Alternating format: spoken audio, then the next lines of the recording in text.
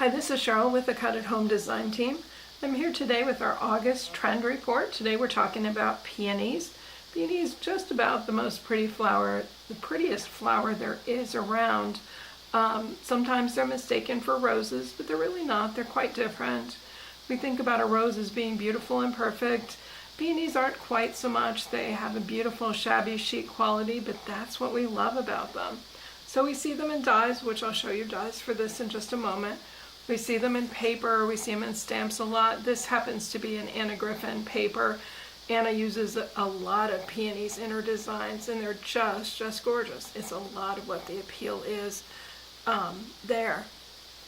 So a couple of the dyes that I found to work with today are the Elizabeth Craft Designs Garden Note Peony dyes and the Tattered Lace Nested Peony dyes. Both of them very pretty, very easy to do. The Garden Notes Peony, here's the little flower that I made from that.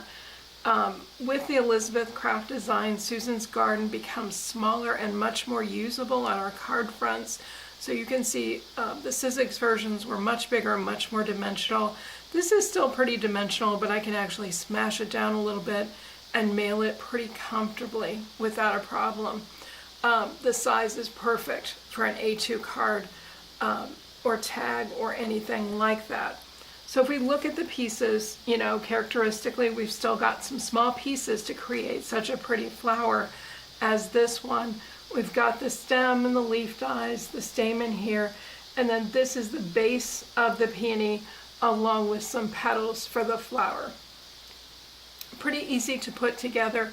If you look at my blog post, I'm going to point you to a video on the Elizabeth Craft Design site that will take you step by step through how to create the peony so that you can do that yourself, but very pretty, very easy to do. Peonies come in a number of colors. I always associate them with pink, but they come in lots of different colors, including blue and purple and yellow and orange and things like that. The Tattered Lace dye is a little bit different in how it approaches things. Here we've got a nested peony dye, so I've got 5 different dyes. They're very oddly shapen, but that's what adds to the beauty of the flower. Here's one that I made from cardstock, and you can see the pretty different ruffles and edges and that sort of thing, the imperfections that exist that make this just a really cool die set. So this is what it looks like in paper. This is a pretty heavy cardstock, so it was a little harder to do much crumpling and crinkling, which I kind of felt like I wanted to do with it. So I settled for just giving it a little dimension and calling it a day. I did run a pen around the edges to give it just a little bit of a pop of color, and then added a matching cardstock to be complementary with it. My intent today was to just do some simple tags as opposed to doing full cards, because I don't want to detract from the beauty of these flowers. So again, this is using the Tattered Lace Nested Peony die sets. I used all of the dies here, 2 of the flower sets, the leaf sets, and 1 set of flowers, each of the 5 sizes here. Now this flower is also created using that nested peony design. What a difference between those two, huh?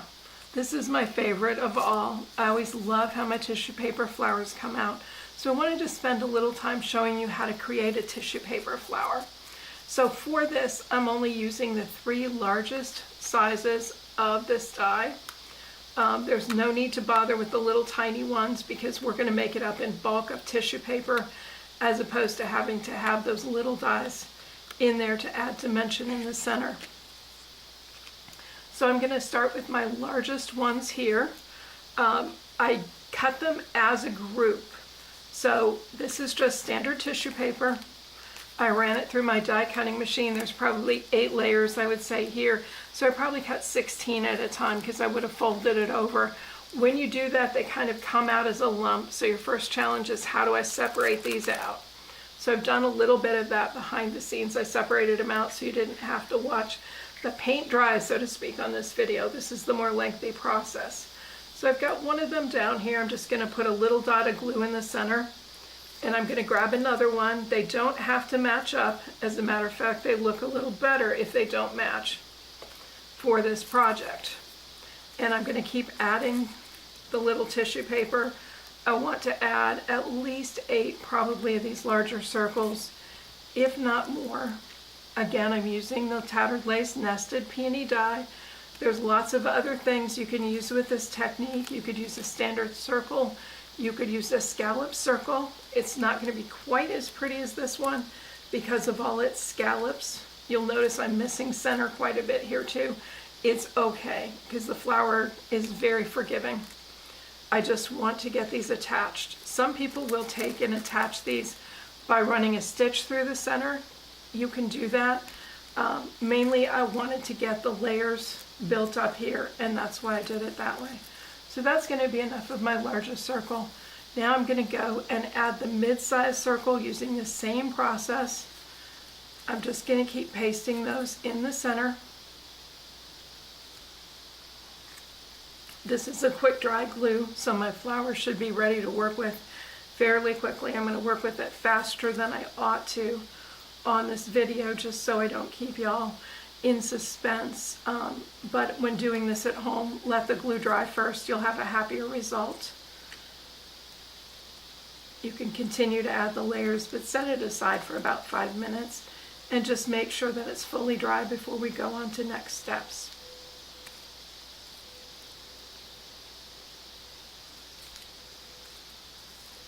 And that's probably enough of my middle layers. Let's go to my smallest ones.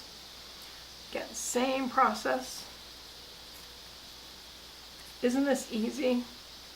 It's very quick and fun to do because, again, remember, you always want to cut multiple layers of tissue paper together, whether you're punching it or cutting it with your die cutting machine.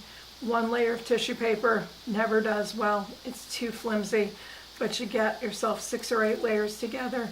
It's a pretty good solid, and it's going to cut normally like almost any other paper. You just need to separate the pieces out from there.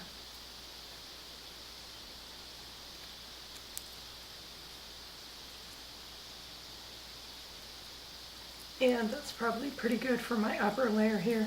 This is more of an art than a science, so, just fuss with it till you're happy with it. But you can see I've got a fairly decent stack going on here of the tissue paper. One of the first things I'm going to do, again, much better if I set it aside and let it dry for 5 minutes. We don't have that luxury today, so I'm going to work carefully, is I'm going to kind of scrunch it all up a little bit here, just with my fingers. It is moving a little bit because the glue is wet. It's okay. It's not preferable, but it'll work out. The other thing I'm going to do is bring a spritzer of water and then just lightly spray. And my light spray turned a little heavier than I wanted it to, because you can see there goes my bottom layer.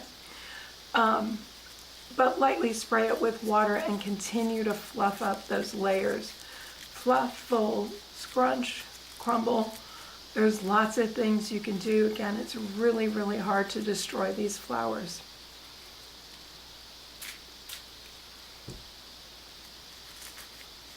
You can see I'm on my way to a pretty good shape here.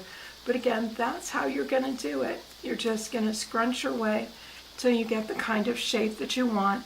This one is drier, so it fluffed up a little bit more. Once the water dries out of this one and the glue's dry fully, I'm going to go back and fluff it up some more, and it's going to look more like this one, finished product. But that's essentially all you need to do.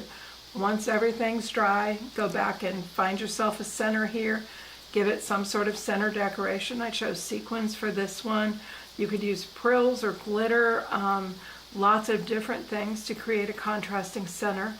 Add some leaves, either with, if you're using the Nested Peony die set, use the leaves that come with that, or use something different so it has a little greenery around it.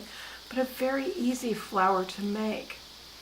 Now the last thing that I want to show you is, this is a die set by Spellbinders. It's an Art Deco die set called Fairmont Labels.